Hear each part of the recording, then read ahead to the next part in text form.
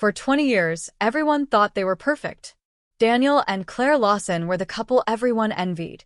The ones who always arrived together at parties, who finished each other's sentences, who sent out family Christmas cards that looked like they'd been clipped from glossy magazines. They had a lovely house with white shutters, 2 polite children, and a dog that seemed to smile in photos. If perfection had an address, it was theirs. But perfection, as it turned out, was a carefully rehearsed performance. It started with little things, though no one noticed them then. Daniel's late nights at the office, the weekend business trips that always seemed to fall on their anniversary, the faint tension in Claire's smile when someone mentioned how lucky she was to have him. She never corrected them. She just nodded, sipped her wine, and looked away. To everyone else, she was radiant, successful, and adored. Only she knew the weight behind her polished composure. Claire had learned early that appearances mattered. Her mother used to say, "People only see what you show them." So Claire learned to show them beauty, order, and control. When Daniel began withdrawing into himself, she covered for him. When he grew sharp and distant, she told herself it was stress. When she found the first text message, "Can't wait to see you again," she stared at it for an hour before deleting it. Then she smiled at dinner as if nothing had changed. But things had changed. For the next 10 years, Claire lived 2 lives. In one, she was the devoted wife, arranging dinner parties, attending charity events, cheering at her children's school plays. In the other, she was a detective, quietly collecting pieces of truth. She kept copies of bank statements, late-night receipts, unexplained withdrawals. She noticed how Daniel's cologne smelled different sometimes, how his phone never left his side. She became fluent in the language of deceit. Every pause, every deflection, every too-perfect apology. There were times she almost confronted him. Once, she even rehearsed the words. But fear always stopped her. Not fear of him, but of losing everything she had built. Her marriage wasn't just a relationship, it was a fortress, and she had been its architect. To destroy it meant admitting it had been a lie all along. Then came the 21st anniversary. The children were grown.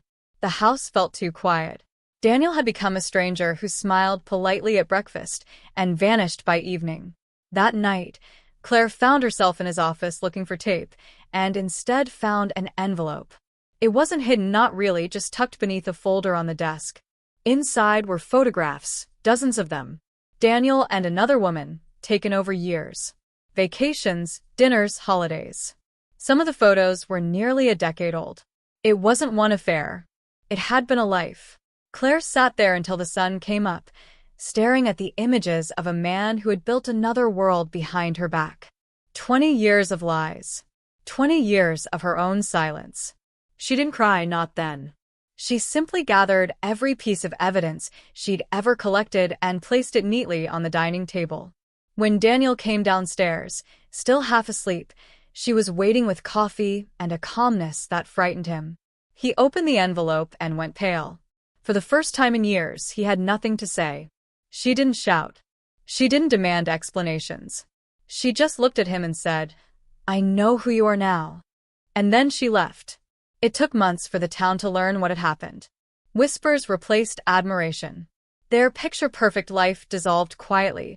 He sold the house, she moved away, and their Christmas cards stopped coming. People said it was a tragedy, that 20 years of marriage had been wasted. But Claire didn't see it that way. For the first time in her life, she didn't have to pretend. She no longer had to smile for the camera or hold her breath waiting for the truth to crack the surface. She was free. The perfect marriage had been a lie, yes, but beneath that lie, buried deep under 2 decades of deception, was a woman who finally chose truth over appearances.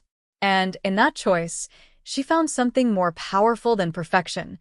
She found herself. After she left, Claire drove without a destination. The morning light felt different, harsher, more honest. Every mile she put between herself and that house felt like another layer of her old life peeling away. She checked into a small motel by the sea, the kind of place where no one asked questions.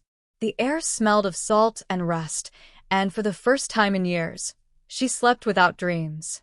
In the days that followed, She replayed everything. Every dinner, every anniversary, every carefully planned smile.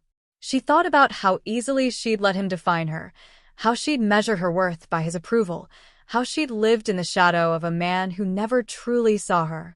There were moments when anger burned hot and wild inside her, moments when she wanted to destroy every memory, every photograph. But then there were quieter moments too, when sadness felt heavier than rage. Grief not just for the man she lost, but for the years she'd given to an illusion. One evening, as the sun dipped low over the water, she opened her journal, a book she hadn't touched in years. The first page was dated 20 years ago, the day of their wedding. The handwriting was young, hopeful. "I think I found my forever." She stared at those words until they blurred. Then she began to write.